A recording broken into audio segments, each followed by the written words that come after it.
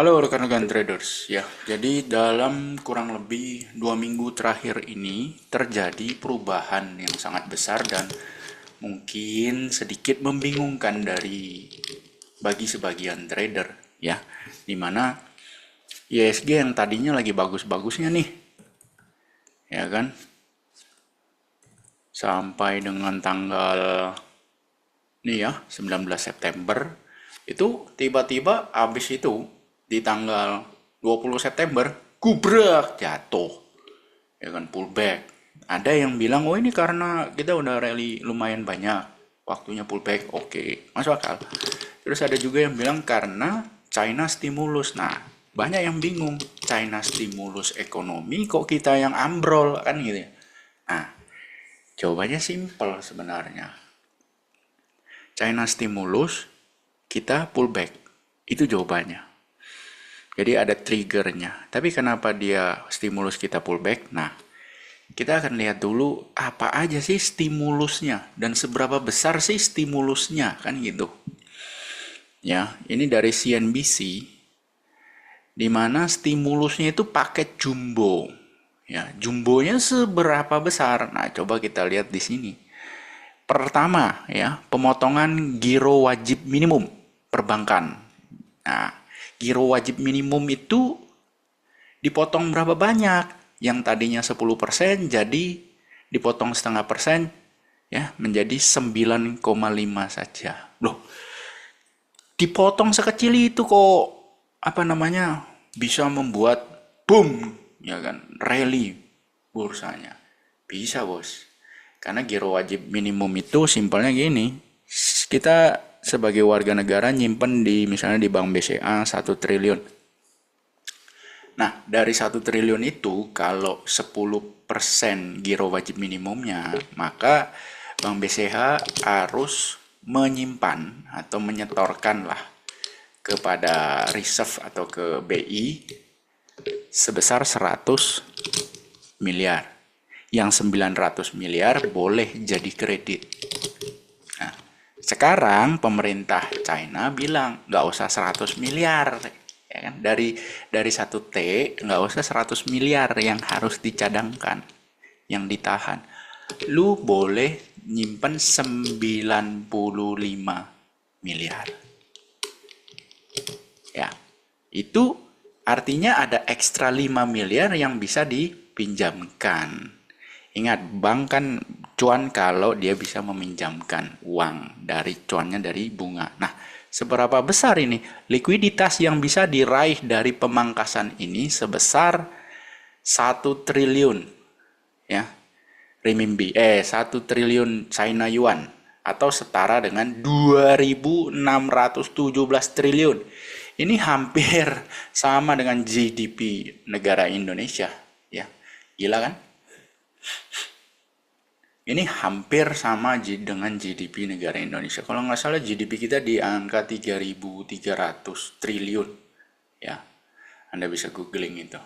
Dan dia dengan memperkecil giro wajib minimum setengah persen aja itu 2.600 triliun. Tambahan likuiditas artinya ini bisa dipinjamkan nih.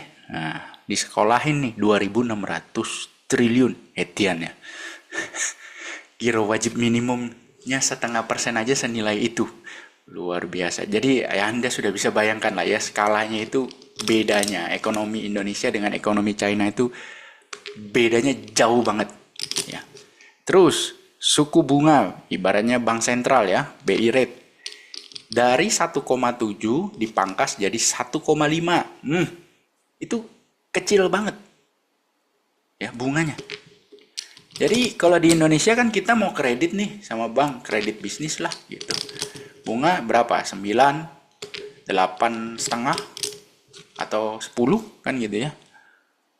Ini cuman karena BI rate kita kan di angka 6. Ini cuma 1,5. Berarti kalau minjem duit buat bisnis di sana paling enggak cuman 3%. 3% itu kalau sebulan cuman 1/4%. 3% setahun berarti sebulan cuman sekitar 1/4%. Ya, kecil, hampir nggak berasa bayar bunganya. Ya toh. Makanya di sana ekonomi itu bisnis tuh bisa, waduh luar biasa ya, orang pebisnis tuh UMKM itu keringanan banget untuk bisa mendapatkan pinjaman dan dia bisa bayar pokoknya plus bunganya itu bisa muter lah.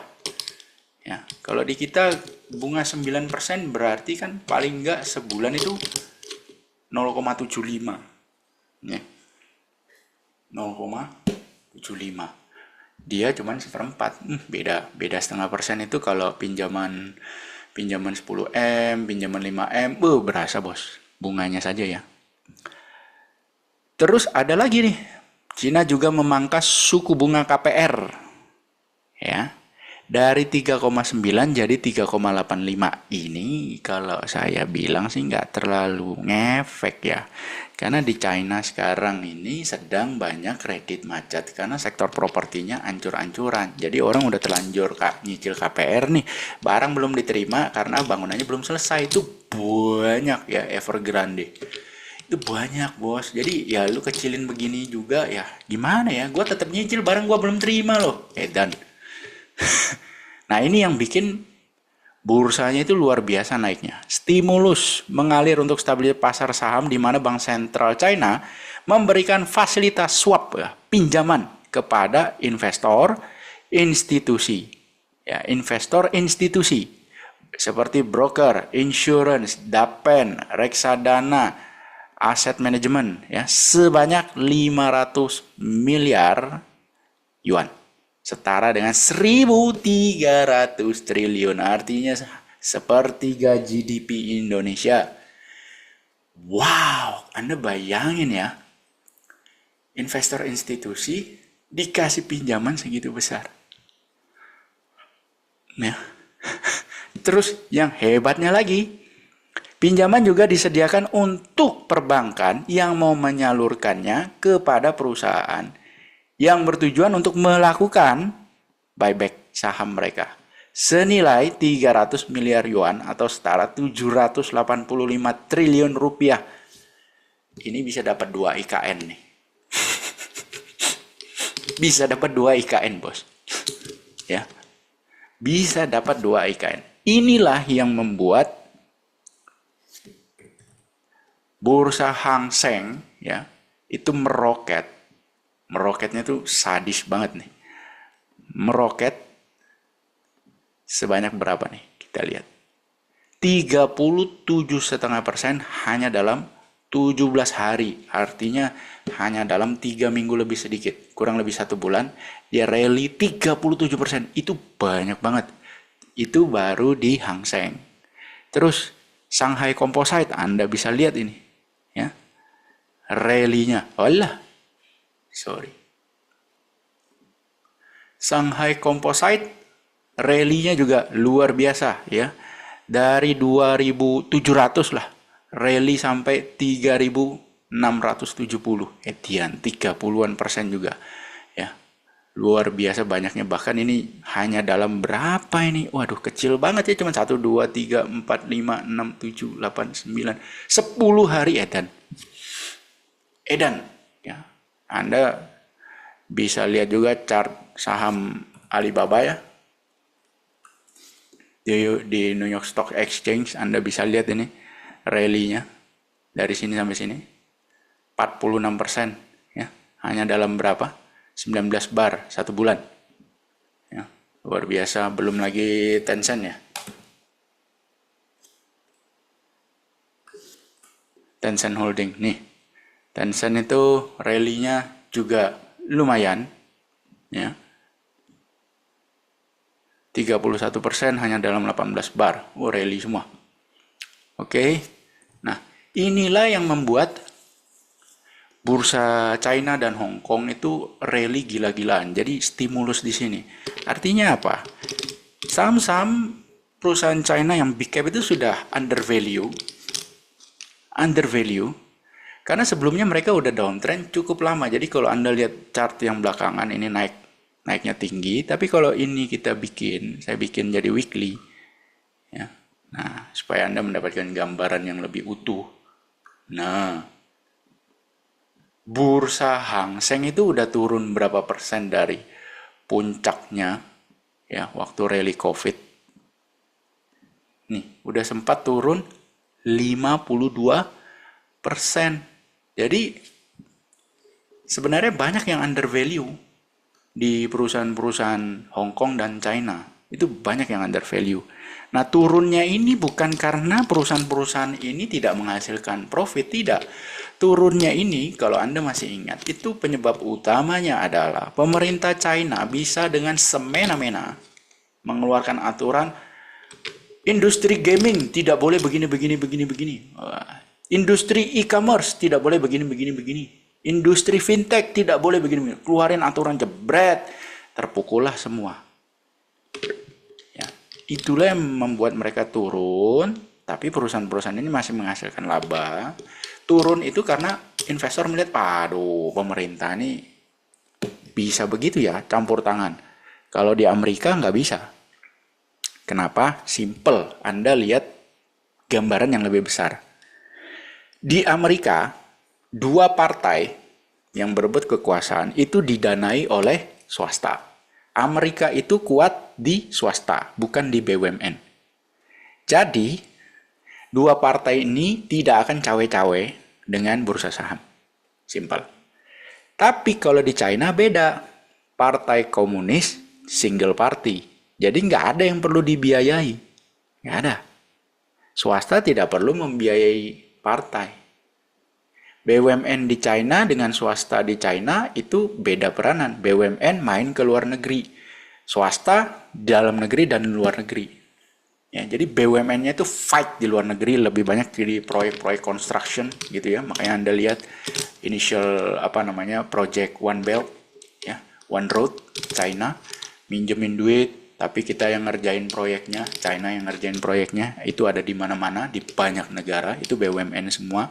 Swastanya juga boleh keluar, di dalam negeri silahkan, tidak diganggu-ganggu, tapi pemerintah nggak minta apa-apa, partainya nggak minta apa-apa, karena single party, satu partai. Itulah bedanya di China dengan di Amerika. Jadi makanya investor ngeliat, apa ya kalau begini, kalau invest di China, lagi bagus-bagusnya direm sama pemerintah. Keluarin aturan begini, malas wes. Malas. Nah, gitu loh. Ya. Itu yang bikin mereka jatuh harga sahamnya. Nah, karena orang malas, jadi harga turun, under value. Nah, sekarang loncat tinggi karena ya ini tadi. Bank boleh ngasih pinjam ke emiten yang mau melakukan buyback. Jadi kalau emiten yang nggak punya uang, dia mau buyback, boleh pinjam. Nah, tapi kalau kayak Alibaba, Tencent, uang banyak, ya nggak usah minjem, langsung aja buyback, jebret. Nah, gitu kan. Terus pemerintah juga meluncurkan special bond senilai 2 triliun yuan China atau setara 4.286 triliun. Dan ini lebih besar daripada GDP-nya Indonesia. Asem benar. Ya. Dari nilai tersebut 50% digunakan untuk bantuan sosial, subsidi barang konsumer, peremajaan peralatan, tunjangan per bulan per anak sebesar 800 yuan atau sekitar 1.600.000 untuk keluarga dengan 2 anak atau lebih. Wow. Karena China sedang mengalami masalah internal seperti negara maju lain di mana penuaan penduduk terjadi lebih cepat dibandingkan angka kelahiran. Ya iyalah bos, salahmu sendiri. Tempo hari kan pernah hanya boleh 1 anak, ya kan? Sekarang boleh 2 nih. Nah, yang satu anak ini sekarang kan udah pada gede, ya dong. Nah, udah pada gede. Biaya hidup mahal nih sekarang karena China jadi negara maju. Ya males lah merit. Kenapa? Gak tahu sendiri adatnya China kalau merit. Waduh, mahal. Ya kan, biaya hidup tinggi dengan adat pernikahan semahal itu, ya udah deh ntar aja merit. Nah, kalau meritnya ntar aja, ya angka kelahiran menurun. Udah, itu permasalahan yang dihadapi semua negara maju. Even Singapura.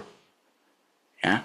Kemudian 50% dana obligasi disalurkan ke pemerintah daerah yang kesulitan keuangan akibat perlambatan sektor properti. Ya. Efek stimulus ini secara keseluruhan bisa menggerakkan perekonomian China sehingga bisa mengangkat PDB, ya pertumbuhan ekonomi sekitar ya 0,4%. Dian, ratusan ribuan triliun seperti itu cuman mengangkat 0,4. Nah, itulah kalau kita lihat, kalau Indonesia lihat kan anjrit ribuan triliun ya. Makanya investor asing yang ada di Indo melipir dulu nih ke China gitu kan. Ini lagi ada stimulus gede-gedean di China. Yuk kita ke sana dulu daripada kita ketinggalan kereta bla bla bla bla. Jebret gitu kan. Tapi pertanyaannya apakah ini akan sustainable? Nah, apakah ini akan sustain? Apakah ini akan berlanjut rally-nya? Itu yang jadi masalah. Kenapa saya bilang itu pertanyaan yang harus ditanyakan? Karena bursa China, ya Hong Kong juga termasuk, ini merupakan bursa yang volatile banget. Anda bisa lihat di sini. Ini naik berapa persen? 85% ya. 100 bar. 100 minggu ya, kurang lebih 100 minggu. Terus ini bisa naik hampir 50% hanya dalam 50 bar setahun. Jebret. Tapi ini juga ya, yang terakhir nih, katanya bakal ada stimulus bla bla bla bla bla. Ngomong doang ternyata. 55% dalam 15 bar, 15 minggu edan. Ya 55%.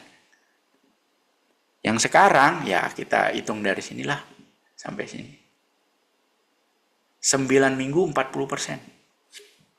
Anda lihat ya, bursanya itu betul-betul volatile, naik 50%. Bisa setelah naik, Anda lihat, bisa juga turun begini, bos. 52% turun. Pang. Terus, habis itu, ini naik tadi kan? Terus bisa juga turun lagi, bos. Turun. 34%. Jadi, volatile.